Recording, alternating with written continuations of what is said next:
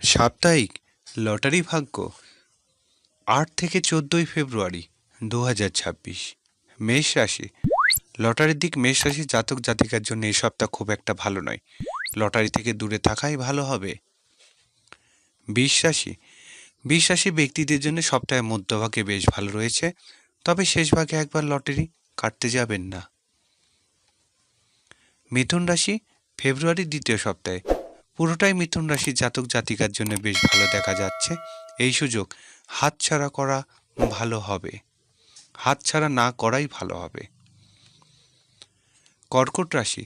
কর্কট রাশির জাতক জাতিকারা খুব চিন্তা ভাবনা করে এই সপ্তাহে লটারির দিকে এগোন, বিশেষ প্রাপ্তি যোগ নেই।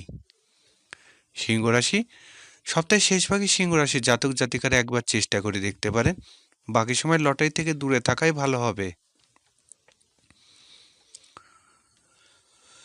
কন্যা রাশি।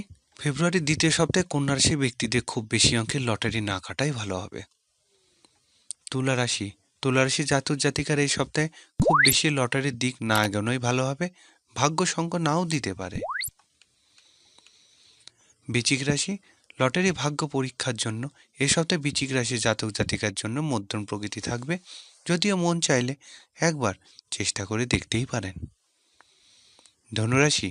এই সপ্তাহে যে কোনো সময়ে ধনুরাশি জাতকেরা লটারি কাটতেই পারেন, খুব ভালো প্রাপ্তিযোগ দেখা যাচ্ছে। মকর রাশি। মকর রাশি জাতক জাতিকার জন্য এই সপ্তাহে আর্থিক দিক ভালো দেখা যাচ্ছে, ভাগ্য যাচাই করে দেখতে চাইলে লটারি কাটতে পারেন। কুম্ভ রাশি। ফেব্রুয়ারি দ্বিতীয় সপ্তাহে কুম্ভ রাশি জাতক জাতিকারা লটারি টিকিট কাটতেই পারেন, খুব ভালো আর্থিক যোগ রয়েছে।